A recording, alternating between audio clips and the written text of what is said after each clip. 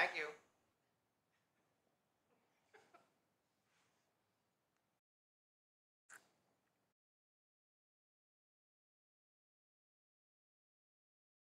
Apology accepted. Thank you. Thank you. Okay. 8, 7, 6, 5.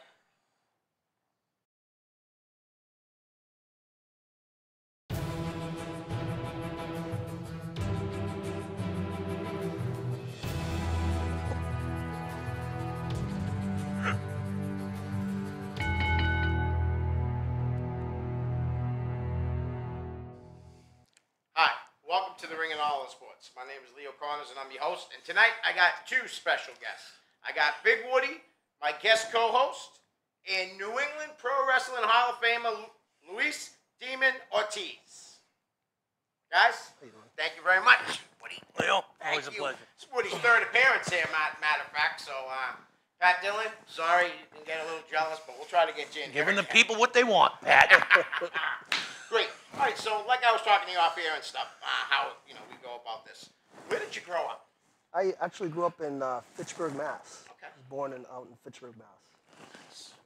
Okay.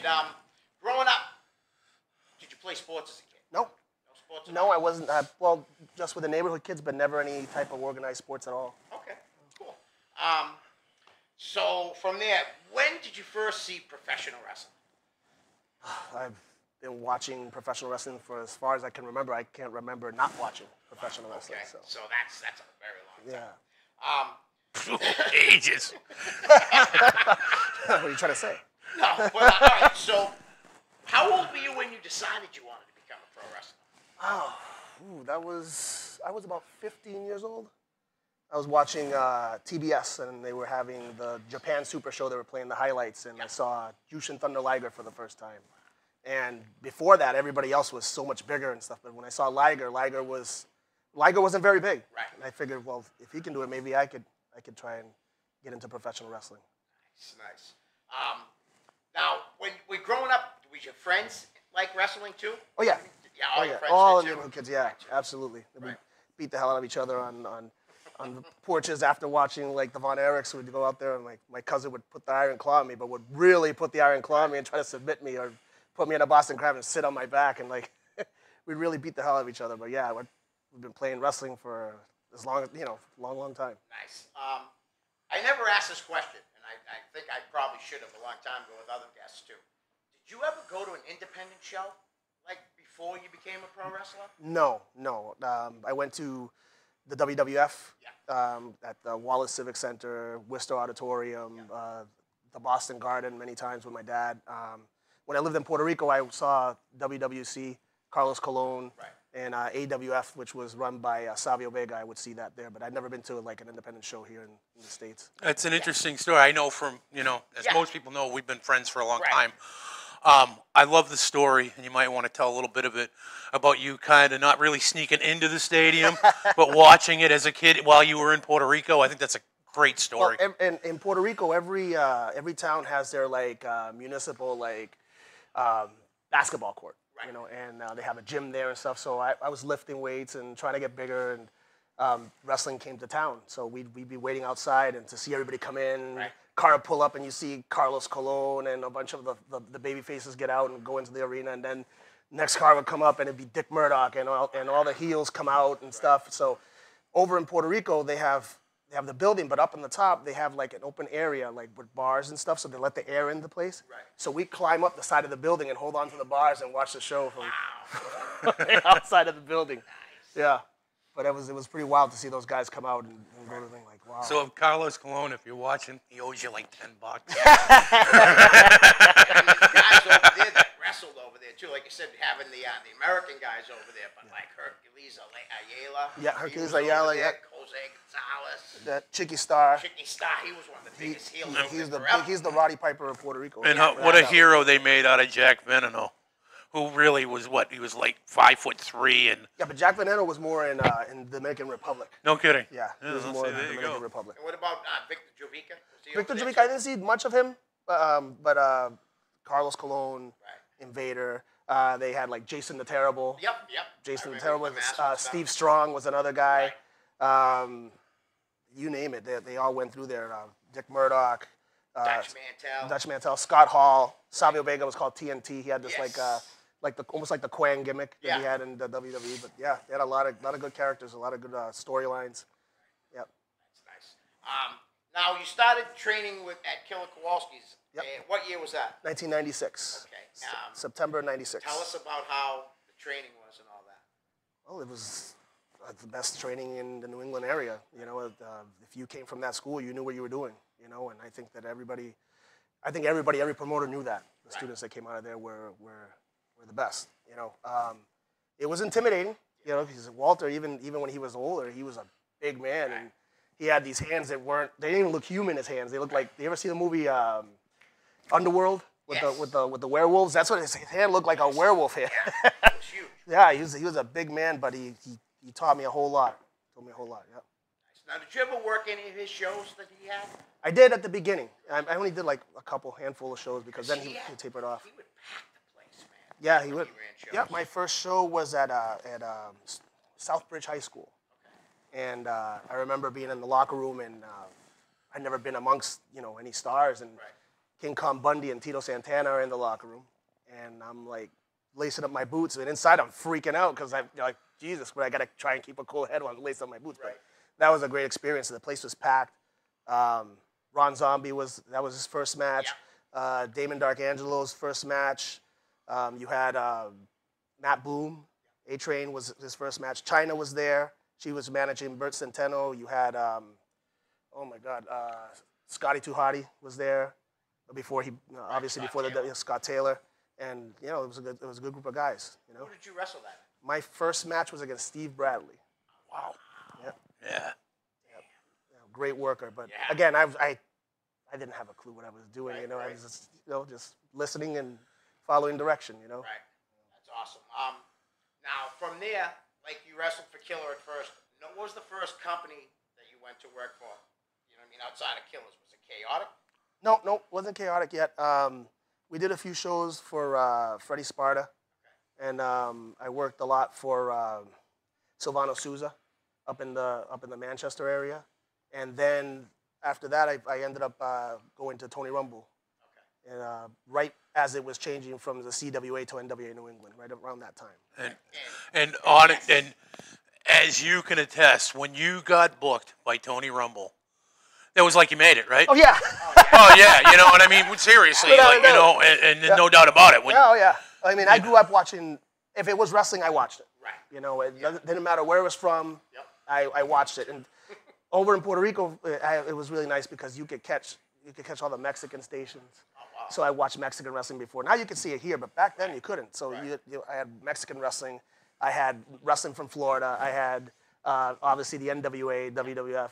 I had IWCCW, and that's where I remember Tony from, and watching him manage like Taz and against Surfer Reyes and all that stuff. So and I bought all the magazines too. I was way into it. So I still have the magazine. She wants to kill me. Thank God there's only like one magazine out there nowadays. I used to spend like $50 a month. Oh yeah, I used to buy a lot of that too. Did you ever write him a letter or anything? I did. Yes, because they had this promotion where if you wanted to be a professional wrestler, to write to IWCCW. Right. So I wrote to IWCCW, and they sent me this flyer where you could buy a videotape on how to become a professional wrestler. I was like, shit. But years later, when I got to work for him, it was like craziness, right? But working now with Tony, he put you together with Jason Rumble and Slick. How long into your career was that? Jeez. Because I know they were pretty much brand new, almost. Yeah, right? maybe a couple years. And they put you together, like you definitely to help the younger guys, I would imagine, and being the workhorse. Well, no, we had pretty much similar skill levels at the time. I mean, I didn't start too much. I mean, it was around a year before Wagner joined and Jason Rumble would join. And I'm going to tell you now, that's right around Tony got the TV show on WNDS. Right. That's kind of when I entered the picture. He had a thing where he was setting me up at ringside and talking about me as his fan, and I was going to be a manager. Right. But I can just, and the point of the story isn't about that. It's like he saw like gold in them. Like when they had the TV show, they were on every show. Right. I mean, and sometimes twice. Right. I mean, that's how he looked at those guys. He saw that he had 3 diamonds in the rough, and not even in the rough. They were damn near ready at that point. Well, you see it at that because now your last year in wrestling, you were polished, and for many years you were polished. I'm still learning. But yeah, well, you know, that's just what makes you you. But you guys were damn good at that point. I remember the matches you had against the Dark Angels. Archangels, yeah. Oh man, well Damon and Steve King. Those matches were incredible. Learned a lot from Steve King. Matter of fact, because he was there at Kowalski's when I first started. Steve King was a fantastic worker. He was. He just had this calming presence about him, didn't he? He really did. He was just so good. We all learned a lot. You know, it's not like, back when we were wrestling, you had to earn your stripes. Right. You know, it's not like now. A kid joins a wrestling school and a few months later he's in a match, and not only is he in a match, he's the champ or he's in a major storyline. It wasn't like that. We had to learn and earn the respect of the guys that were on that show before we could get a push or things of that nature. It's true though, like you said, a lot of guys just come right into the sport now and have a match.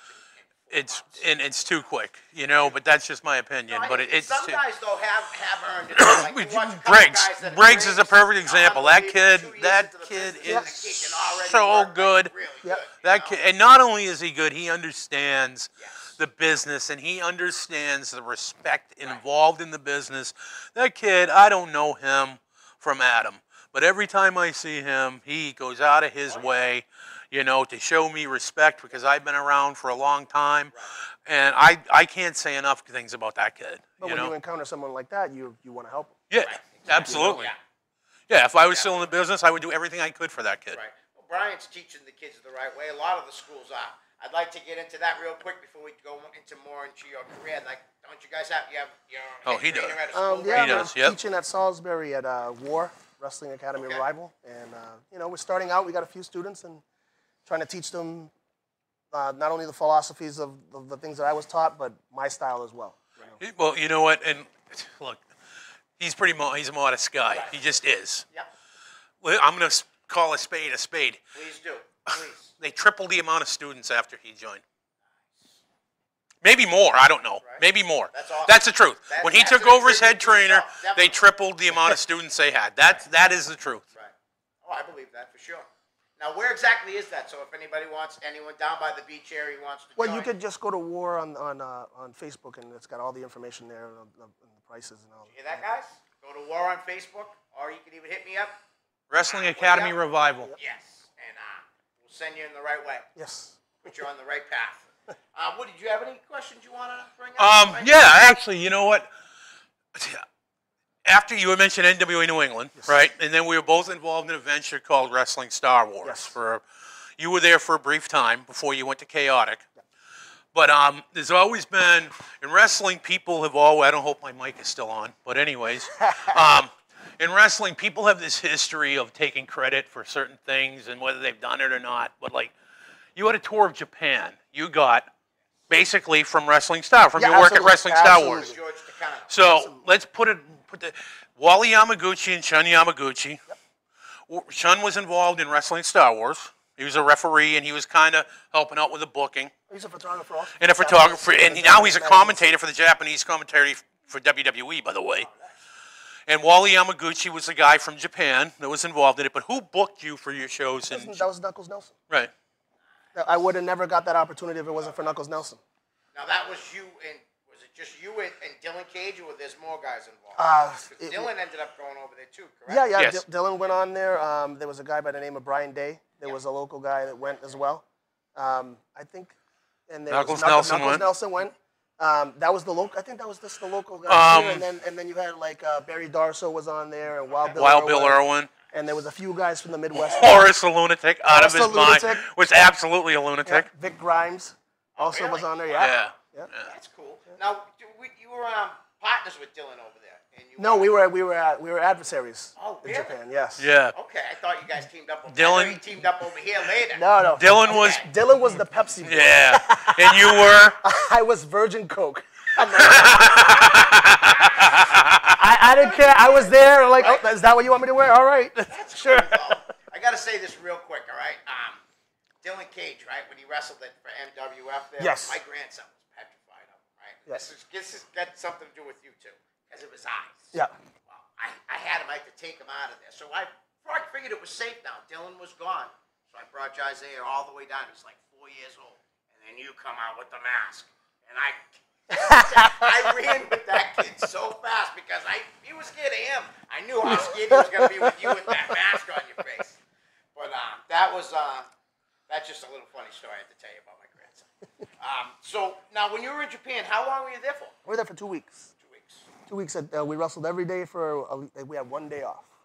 Now bus trips. Oh yeah. That, yeah. It's long ones. we'd get to a town. We'd find out where to do our laundry, where we're gonna get our food, and if we were gonna hang out somewhere, we'd find that out, and then we'd go to the venue, wrestle, get back, and hang out and do whatever, and then the next morning do it all over again. Do you remember where everybody met up the night before? No, the night before you actually.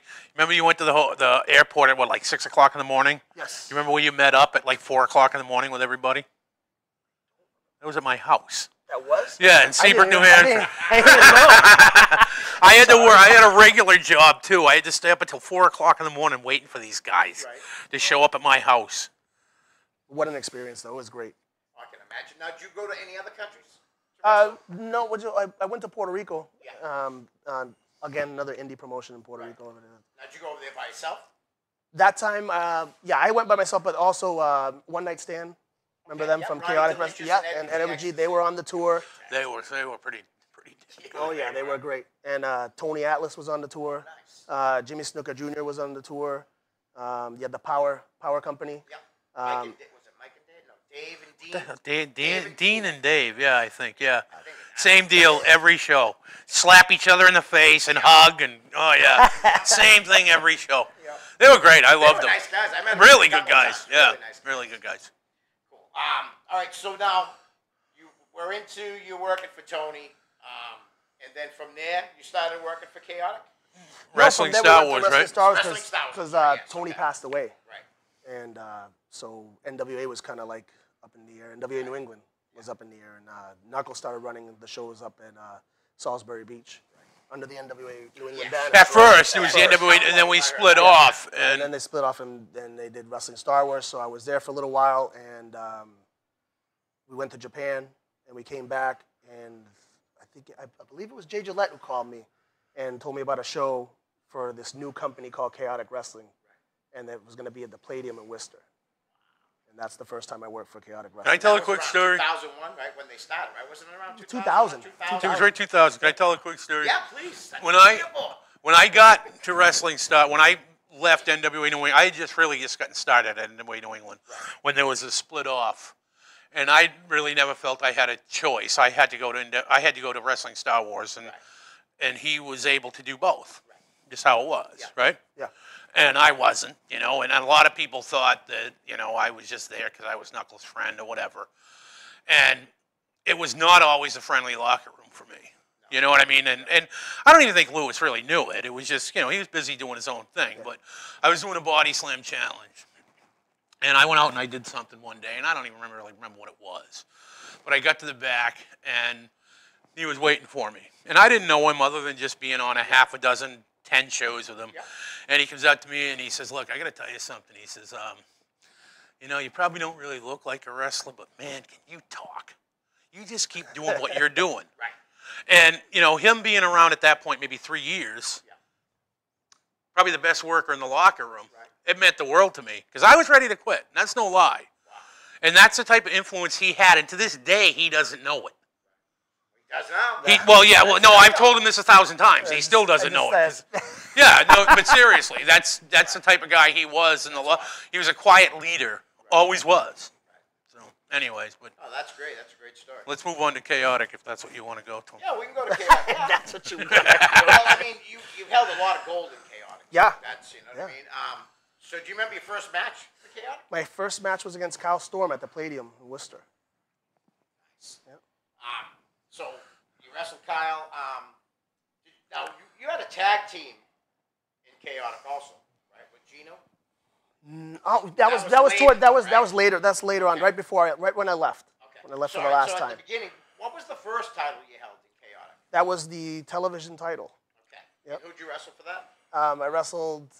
It was Edward G. Ecstasy, and I believe Master Sandy somehow was involved in that one too. Yeah, she was. Yeah, she had left Dave. She had left that thing she was doing with Dave Vicious, right? Yeah. At that point, I believe that Dave Vicious had passed away. Had he passed away already at that point? He might have passed away at that time. Probably. You know, but it was That was it pretty was sad. the Wonderland dog track. I heard they just ripped that down. I didn't know anything. ECW had their shows too, right? Yeah. I guess they just ripped it down this past week. Somebody posted on That's Facebook too bad. that it's gone. A lot of memories in that building from a lot of wrestling. Yeah. You know. Absolutely. All right, so you're at Chaotic now. Do you have any manager? Does anybody manage you at all in Chaotic? I was part of this faction, if you will, called The Office. Okay. And Randy Miller was one of the co-owners of Chaotic Wrestling, and he was my manager, and along with Mike Hollow, I was involved as well in that. Who else was in the group? What's so funny? No, I'm not laughing at anybody that was involved because like they were doing great things. I'm laughing about like you have to understand like how different things were then, right? Back then, if you were somebody with his talent or somebody good, and they went up at you and said, "Oh, by the way, we got a manager for you," it was almost like slapping you in the mouth, right? No, true or not? Yeah. Now it's like, "Oh, all right, sure, okay," but you know. Who else was in the group? Chris Nowinski was in the group. Oh wow. Yep. That was right before he went to the WWE. Now, any big feuds that you had in Chaotic that you like to talk about? No. I'm sure you had. The biggest one was with R.J. Brewer and John Walters. Right. That was the You guys biggest had a feud. lot, and then you guys ended up teaming up later on too. Yeah, that's a handful of matches, but we were more enemies than anything there. Right. Yeah. Well, I definitely saw a lot of those matches. Oh yeah, too. we Unbelievable. we You guys beat the hell out of each tore other. it up every time he's wrestled. You know. Oh yeah. It's a shame that he left the business a few years ago. Yes. You know. Yes. Him by his own choice. Yes. You Oh know, yeah. him by his own choice. Yeah. Unfortunately, yeah. Me, not so much. Well, I definitely want to get into that because I don't even know the story of how that's so. But all right. So in Chaotic, you were a tag team champion once also. Right? Yeah. Yes. Little Guido. Yes. Yes. We beat the one night stand for that tag team. That was around what 2003. No. That's still early. That's still early, That's okay. like 2001, I think. Still. Oh, okay. Yeah. What a tag team that was. Yeah. Seriously. And again, another guy that I learned tons from. Oh, yeah, Tons. Combined height of like 8 feet. Total combined height of... Awful. I gotta hear this all the time. I'm sure you do. Ridiculous. He's gonna give it to you. Oh yeah. I'm used to it now. But at least he complimented you. That's not that bad. Yeah. That's called the compliment sandwich, kids. Now, do you have any questions you want to ask about his time in Chaotic?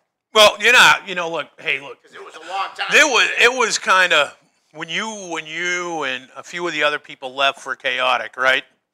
That was it, right? You were exclusively Chaotic. Yes, absolutely. Yes, And exclusive contracts. Yeah, like there was some, like being as somebody that was on the outside that was never going to get an opportunity from Chaotic, right? There was some grumblings, for sure. Oh yeah. You know what I mean? It wasn't always easy for those guys, you know but what? they had to take those deals. But yeah, it was stupid not to, and you know they made you feel special. Right. They made you feel part of a family, like you were part of something. You really were working your ass off out there every night, you know. Right. And they're still going strong now. Yeah. And when did that whole thing end with the contracts? How long were you there before the... I'm not sure. Sometimes time eludes my mind. Okay, couple, 3 years, 4 years? No. I think maybe 2 years. Maybe. 2 years? I could be wrong. Anybody out there, I could be wrong, but Yeah. that's That's what it felt like to you. that's what it felt like to me anyway. And how long were you there before they named the big event of the year after you, which is Cold Fury? If anybody doesn't know that, that's the truth. That's a shoot, as some people like to say, that they named Cold Fury after him. Like, and again, it's something else he'll never tell you, but it's the truth. Right. And the first Cold Fury was in 2001, so I wasn't there very long. Right there long. No, I think I long. wrote something down about that in here too. That was the one that hurt. Was the one. Was the first one you took on Ronnie Delicious? Yes. Is that correct? Yes. That was the one that hurt, at least for me. Like, you know, being in wrestling Star Wars, and I can't say I had any real say at what went on in the office, but I was involved in the office there. and I was there for meetings and different things that went on. A lot of them happened in my house. Like, that was the one that hurt, was when he left. Seriously, you know, that was the one we were like, wow, now there's, you know, he didn't realize at the time, he was a young guy, he didn't realize, like, to him, he was putting guys over a lot. And he didn't realize how important that was. Yeah. Oh yeah. Like, you know what I mean? Like, you know, like, because he was that damn good. Right. But you know what? Always as a performer, you know, you wanna be the guy. Yeah. You Oh, know? absolutely. You wanna be the guy. You want to be the guy. You want to be helping guys too. Yeah. Right. Oh, absolutely, Yeah. absolutely. Right. But if you don't come into this business to try to be the best or to be the number one or wherever you are to be number one, then what are you doing here? Right. What are you doing? Yeah. What are you doing? Absolutely. Here? That's the way I feel anyway. Right. So, how many Cold Furies were you a part of? Yeah, like Well, 10? obviously 1, 2. I think the last one was 10. No, You came back for the last one, right? I came back Was for it 2016? No, I know they 10 just was the had last one for me, I believe. It was like a battle. You royal had been that they away at that point, right? Yeah, I left chaotic wrestling for a little while and I came back. Okay. Yeah. So now, after Chaotic, where'd you go? After chaotic, I did some shows for Jason Rumble and NWA New England. No, not NWA New England. It was Victory Championship Wrestling. Yeah. Okay, yeah. I did some there, and then I got the call from the big man here. Go up to APW. Yes, He all was by the- chance. The first guy that we ever booked, and it was all, like he said, by chance. I had called Gino Martino. Right. First guy I called, our very first show. And Gino had helped me quite a bit as well. And Gino, you know, had just been on that TV show, smashing nails and stuff in with his head. And I called Gino, and Gino's like, look, I can't do it. I can't be there. He said, but I know you're looking for somebody local. He said, you know Luis Ortiz? I said, yeah, I know Luis. I haven't seen him forever, but I know him. And he's like, well, let me give you his number. So he gave me his phone number, and I called him in the middle of the day while he was at his job, which, you know, I probably should have waited. And I'll never forget it. And he says, hello. And I said, Luis. And he said, yeah. I said, this is Woody. He goes, Big Woody? And I hadn't talked to him in 10 years. Right. I said, yeah. Body Slam Challenge, Big Woody? Yeah. Like, how many Big Woodies do you know? How many? And, you know, and we had talked for, I don't know, 3 or 4 minutes. He said, I'm at work. He said, well, you know, look, I got a show coming up. I want to start something. It's going to be a couple, 3 shows. I don't know how long it's going to last, but we'll see. Right. But we'd love to have you come. And he said, well, let me see if I can make it. And he called me back a half hour later, said I can make it. He said, but, you know, I don't work for that $25 a shot anymore. I said, yeah, well, I didn't think you did. And he said, I'll never forget it. And he says, well, I said, well, what do you want? He said, what are you thinking? I said, $50. And he says, well, no, I need 75. I said, you got it. He has no idea how to give him 100. And I said, you got the 75, no problem. And the first show he came in and he worked Taka, right? Taka Suzuki. And you know he was mad at me because I made him put Taka over. I wasn't mad at him per se, but I didn't know if it was going to be the same wrestling Star Wars. But it was, you know, at that point, and in all fairness, Taka was making some waves in the indie scene, and people wanted to see him. So you know, it was just one of those things. But anyways, we wanted to book him for the next show. He couldn't make it, and then he ended up getting hurt. Yeah, I tore my bicep tendon. How long were you out for? I was out for maybe 6 months, maybe. Six or eight months before he he messaged me and told me he was ready to come back, and we were in our second season, and man, he just, it was like a slow build. I never seen anything like it. Like at first they, because he has a way of building a match. By the end of it, you realize this is amazing. Right. But the first 5 minutes, you're thinking, I don't know. You know what I mean? But at the end, you're like, what the hell is? Yeah. So he had a slow build. And at the time, Todd Sopel was our champion, did an amazing job. Yes, right? Yes, he did. And somebody else was supposed to take the title, and he wasn't able to, whatever happened in his personal life. Right. And at this point, Lewis and Todd had worked 3 times straight, packed the houses 3 times in a row. Yeah. So, at that point, something had to change. And it just made perfect sense, and we had no idea the ride we were about to go on. So is that from where you decided to put the 3 cakes together? No, Christ, that was Oh yeah, no. Lewis was our champion so your first big feud was with Todd for APW. Oh yeah. Yeah. Oh yeah. Yeah. And they tore the house down. Yeah. Todd's a good worker. There's no doubt about that. 3 months in a row they tore the house I down. couldn't have a bad match with him if I tried. A lot of people It's just say as that simple as that. I've watched him wrestle plenty of times. He's a good worker. I mean, He's a damn good they worker. literally tore the house down 3 times in a row, and then Todd had gone over on him in a no disqualification match, right? Yep. And like I said, something else was supposed to happen a few months later, and it didn't happen, and the decision had to be made on what was going to happen, and we worked something out. They wrestled a tag team match like in October, and the following November they had a 30-minute match, an Iron Man.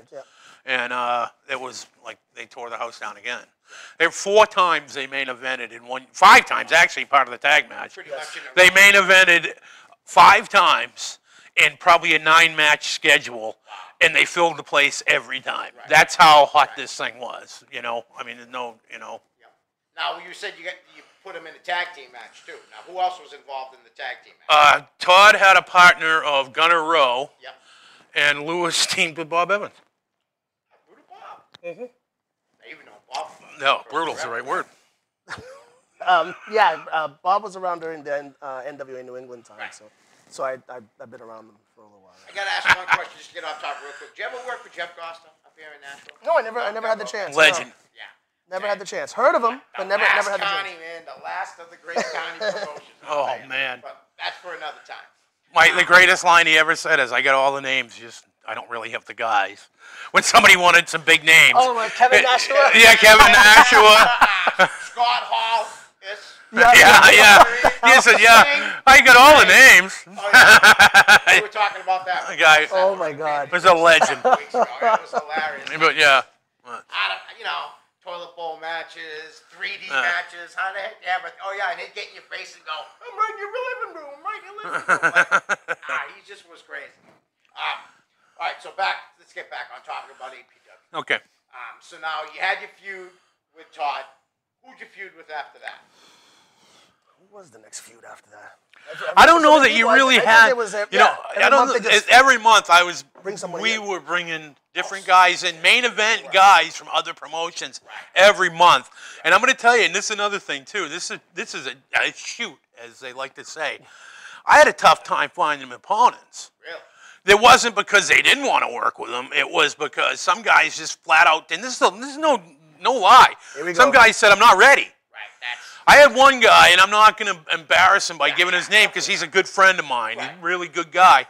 He had been out of the business for 2 or 3 months, was having some personal problems. I called him. I said, "Look, I know you want to start wrestling again. I want to put you in the ring with Ortiz."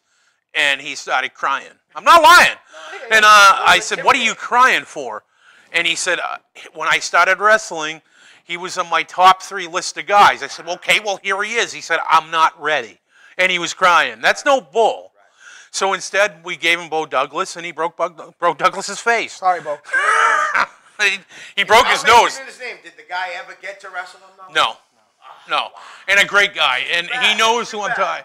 Like I love him. I think the world of him. He knows who. If he's watching this, he knows who I'm talking about. Great guy. Well, who else did you end up getting for him besides Bo? Delfonso, him and Tony Delfonso had a fantastic match. Jose Perez. That was the first title defense you had. No, the second. It was the second because Bo was the first. No, it wasn't. It wasn't Bo. It was Danny. Danny was the first. Danny was all right. Yeah, but the first regular show because Danny was a birthday party type of thing. No. That was a regular show. Oh, was it? Yeah, it was. All right. Yeah, the second time with Danny was a birthday party. You're right. Yes. But then there was Bo Douglas, and then. Again, it was a slow build with Lewis, and I needed somebody that could, like that. Yeah. And I knew Jose, a tough guy. Oh, yeah. Yep. And I consider it my greatest piece of booking ever. Really? Oh, yeah, I worked them against each other. These guys have been lifelong friends forever. And I was calling them both, telling them stuff that they were saying about each other. But they went out there, and they're still friends. They're good, Yeah. But they went out there just like you would expect them to. They slugged it out for 15 or 20 minutes, and they had a fantastic match. It was a great match. It was. I mean, they went toe to toe for 15 or 20 minutes. That's the way I like it. I like physicality. I like contact. It's not so in class. I like. And from when you started too, there was more not like kayfabe really wasn't as broke as much as it is now. No, I mean, no. so you know, you did want to. You were brought up that way too. But there was a lot of tough guys too. Right. I mean, Tim McNeely was a guy who helped me a lot. And yeah, he was no joke. He would tag you. And so man. Working with him made after a while. At first, it was like, oh wow. Right. And then after a while, you start getting used to it, and you start I started kind of liking it after a while. Oh no, you started expecting it. Well, yeah, but after a while, like that, towards the end of my career, that's what I like. I like content. Yeah. Did you have any interaction with Gorgeous Chris Duffy when you first started, or was he already? Very little. That was towards the end of his run, right? Very little. He would still do shows for Freddie Sparta. Right. So I met him at a WWE Yeah. show. You know, he must have been one of the guys. You know, and Perry Saturn was there that night. And I used to watch him wrestle at independent shows. It was definitely entertained by Chris Duffy. All right. So, Woody, got anything else you want to add? APW? But you know what? I want to ask you, if you were to give me 4 or 5 of your best matches, opponents, because I mean, you know, the list 5 matches kind of hard over. APW? No, throughout your entire career, who would you say your 4 or 5 best opponents you were? I know R.J. Brewer. Number 1 is R.J. Brewer, right? And that's not a knock on anybody because I've had the chance to wrestle. That's not a knock on anybody. No, I've wrestled. Lots of really good guys in the New England area, no doubt about it. Wagner Brown, another one. Dylan Cage, Todd Sopel. Yep, I mentioned Todd. Again, I can't have a bad match with the guy. Right. Tommaso Ciampa is another one. And Jason Rumble is another one. Right. You know, that we don't even have to talk. Right. I mean, it's just, right boom, we're gone. We're off to the races, yeah. And you know, you only had a couple matches with him, and obviously you know your own list. But you and Evan Six had a thing. Oh, yeah. You know what I mean? You guys just, you know. Oh, I was so mad at the two of them the last time they wrestled. I was so mad at them. I told Evan when he was on the show that I watched him hit somebody. I think it was Matty Almeida. It might not be him, but he hit him so hard that I thought he killed him, like for real. Like I really did, you know. And Evan's like, I probably did hit him real hard. I probably whacked him. His style's tailor made for me. And that's something that like he brought to APW, right? Seriously, is it? And it wasn't just him, but he kind of brought it in there. Right. If you were working the main event in APW, like you better be ready, like to get whacked, because I can't tell you how many times I got pictures from guys the next day saying, "This is what happened to me last night," lumped up from Evan, him, Malonis, like physical matches. And people came to expect it. If you were working the main event there was 4, 5, 6, 7 guys that they knew. You know what I mean? If you were working the main event there, you better be ready to go. You know, and if you weren't, the match ended up short. You know. And again, there's maybe people out there say, "Oh, whatever, they're careless. They don't know how to work." Or it wasn't careless. It's not. It's just.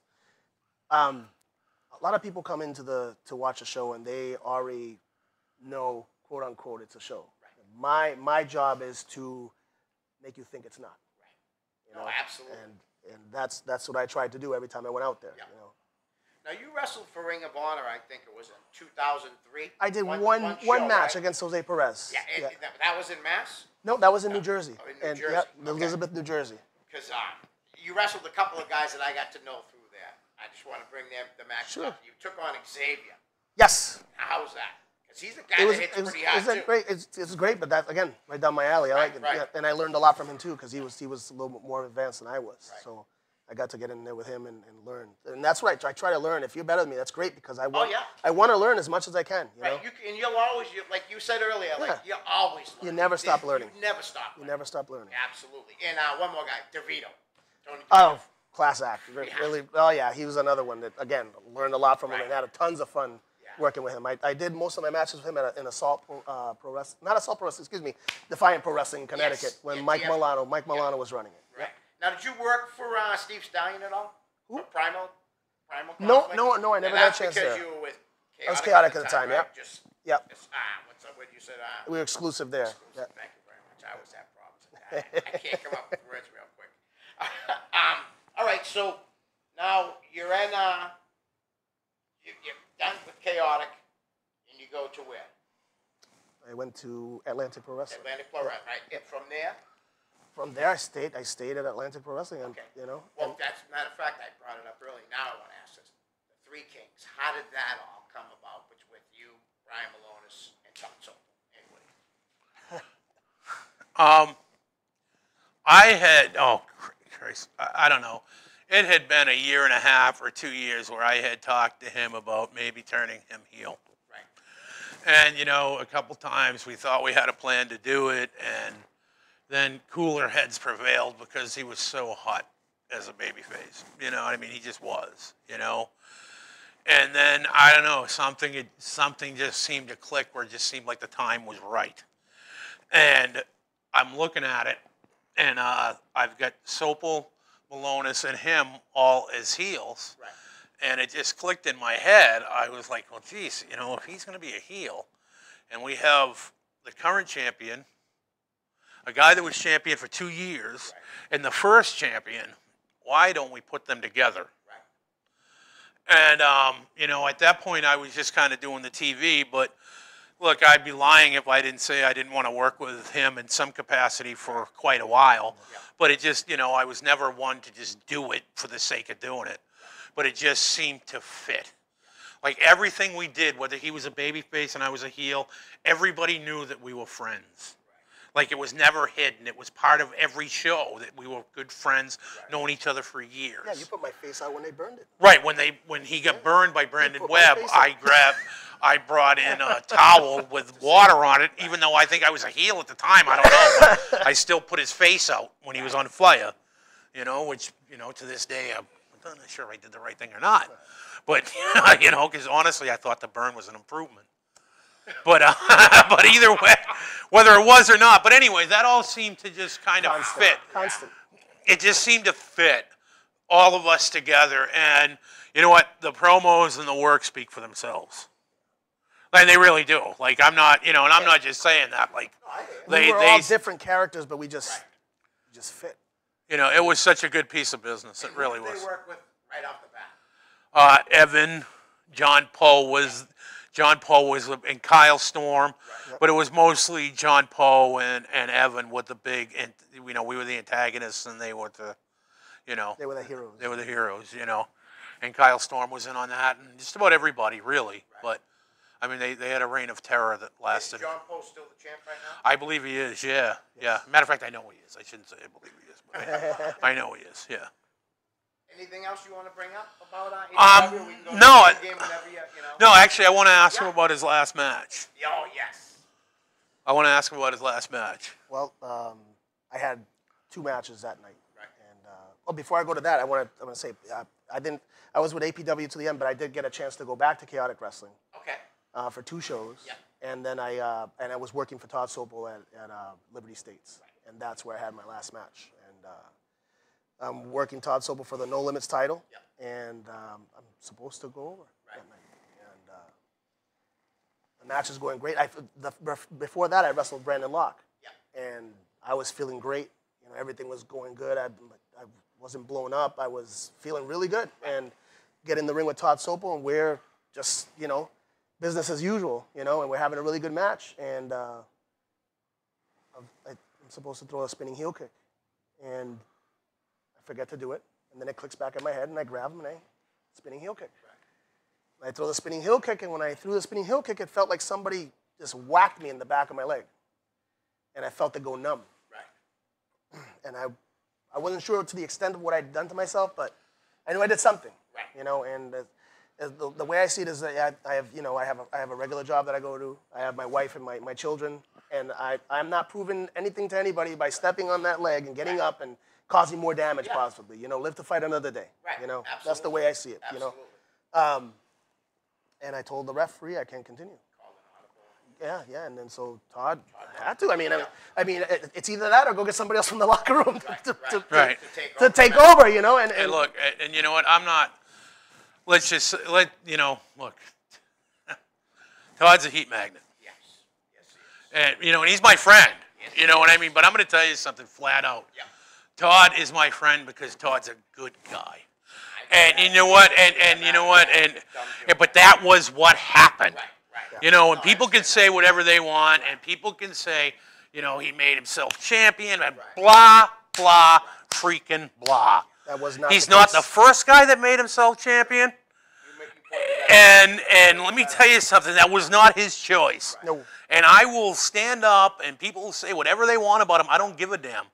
I'm 50 years old. I got nothing to lose or gain by any of it.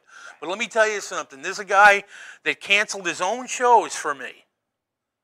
And I will always say that Todd Sopel is one of the handful of guys, along with him, that thought company first. And anybody that doesn't like it, they can kiss my ass. Period. I hear you 100%. So that's my feelings. You guys know, last show I did, I made a joke. And it really was just supposed to be a joke. Yeah. It really was, you know. He didn't like it. Things happen. I probably made the mistake of putting something out there that I shouldn't have. Well, that's... I look back, I wish I did it differently, and that's a fact. That's why, remember when I went live later, though, and I the crux of the situation to me, right, if we're going to get into it, is, look, you know, everybody and their brother knew I was the booker of APW last year, right? But when we were doing a thing where I was taking over APW, it was never brought up. And anybody telling anybody who the booker is, whether it was a joke or not, you know, and I believe you. I have no reason not to believe you that it was a joke. But that is always been to us is taboo. And you told me that, and I told you the thing. I respected that. Right. Also, and I respect you sticking but up I for just your wanted friends, to say it because that's how I feel about it. I'm glad you did, because it clears up the monkey in the room in my eyes. Right. Cool. You know what I mean? We're cool. Now let's get back to the demon. I'm sorry. That's cool. Yeah. So all right. So now that happened, and you just had to call it a career. Now.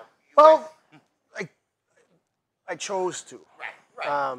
I was out of my regular job for 11 weeks, making 60% of my pay, and that takes a toll when you have a wife and children, you know, and when you have a job, you know. That I just the doctors tell me that I'm as good as new, and that I have the same chance as anybody to redo that again, like as somebody who never had the injury before, but. With my luck, I'll have one match, and boom, it happens again. And this time, you know, my insurance might not be there to catch me this time. You know, so. And at least you got closure too. Like you got to go to APW and say goodbye to the fans. Yeah. The fans got to say goodbye to you. Yeah. Which I know it meant a lot to a lot of fans. Yeah. But there's not a day go by I don't miss it. I don't think about it. Right. You know, if I was in a more financially stable place. Yeah. In my life, those boots would come right back on. I tell my wife all the time, I'd probably be like Terry Funk. I'd be, 60, 70 years old. Back again. Yeah, I'd probably be the same way. It's like 75 years old. Yeah. All right, let's get into the name game. We only got about less than 10 minutes. Hey, actually, there is something I want to do, right? The rest of the show is about my friend, the demon, and I want to leave. I want you to do the show. Because this is about my buddy, my friend. It's always a pleasure. Thank you.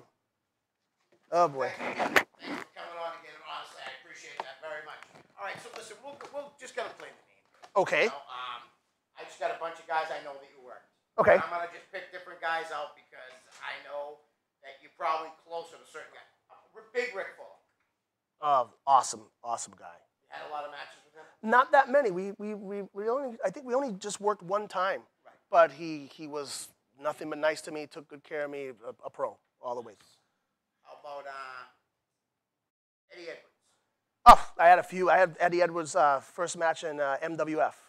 And it's really cool to see how far he's gotten, you know, and how good he's gotten, you know.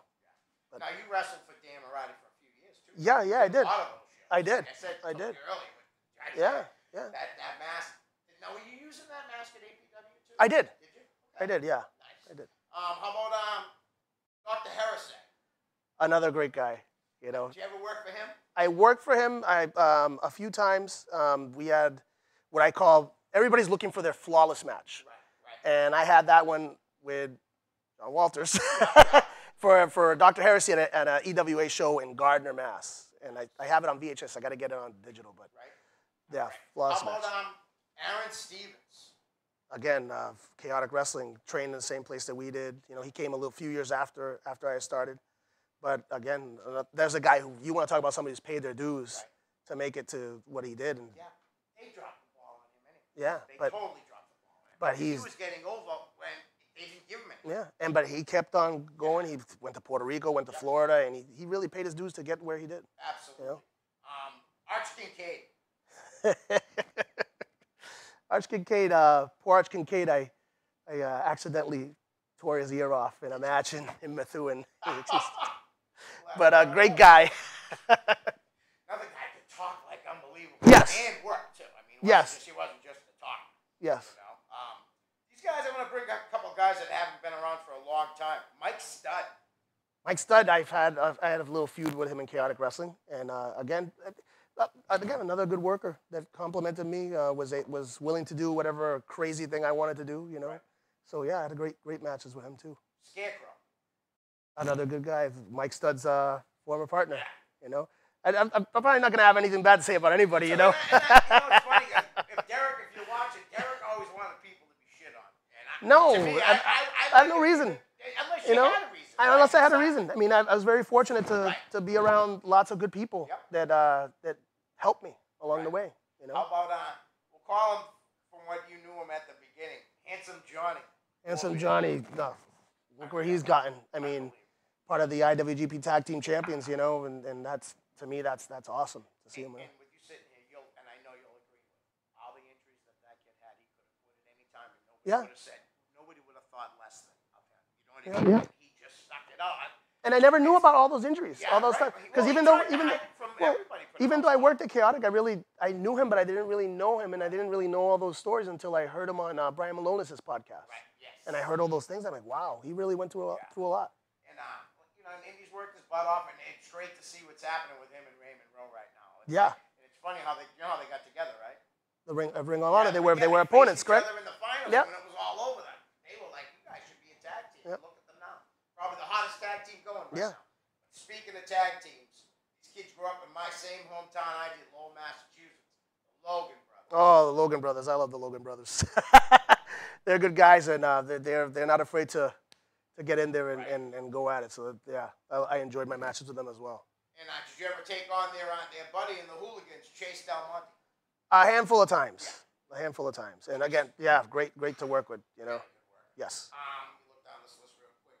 We got Ryan Black.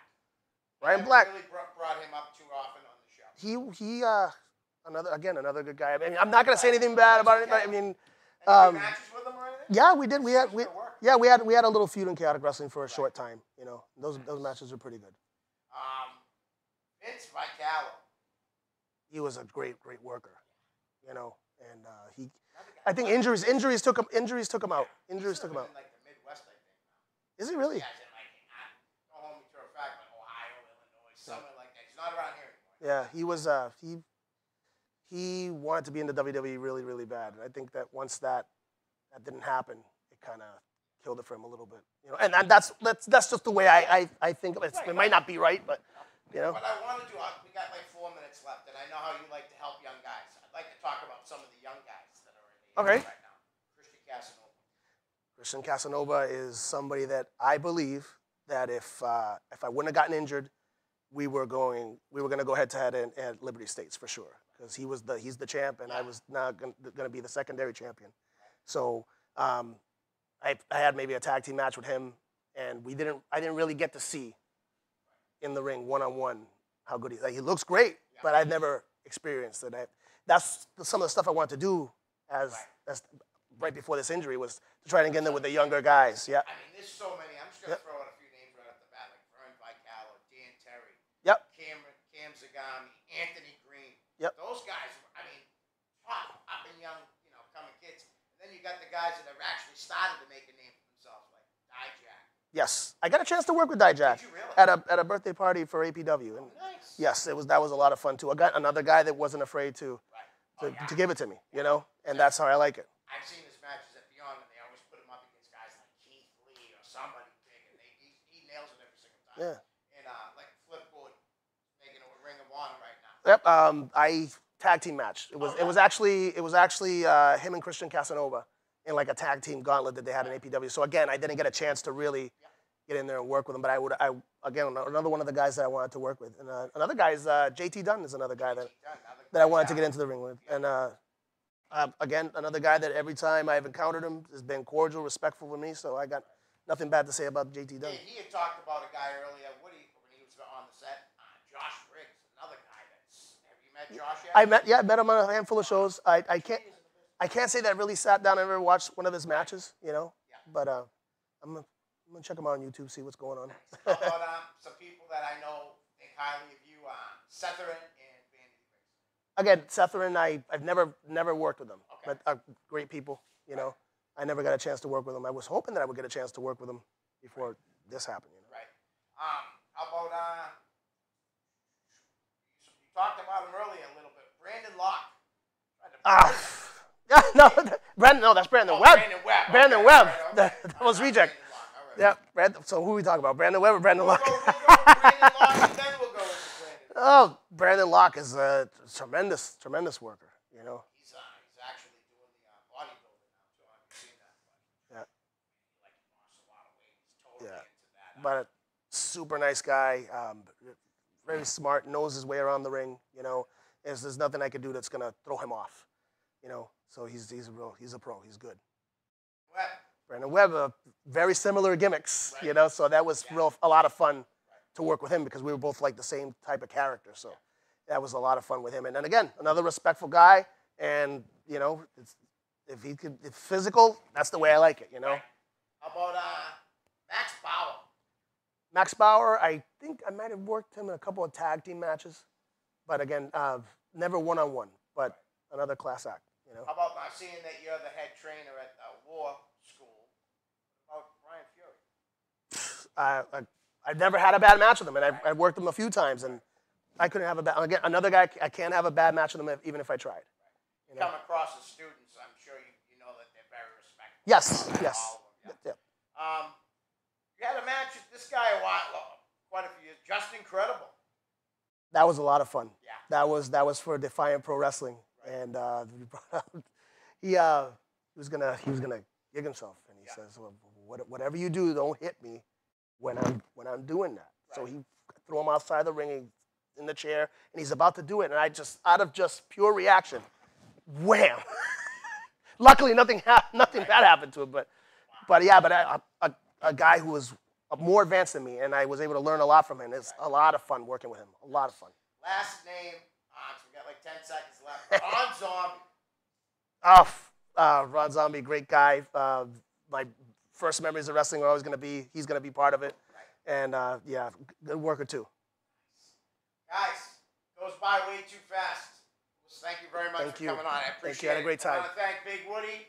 You didn't have to step away, but he did, and that was a testament to your friendship with him. Guys, that's it. We're out. I'll be back next week. He doesn't know it yet because I have him written down for the 4th, but the 4th is Memorial Day. Right? No, Labor Day. Brick House Baker's my next guest.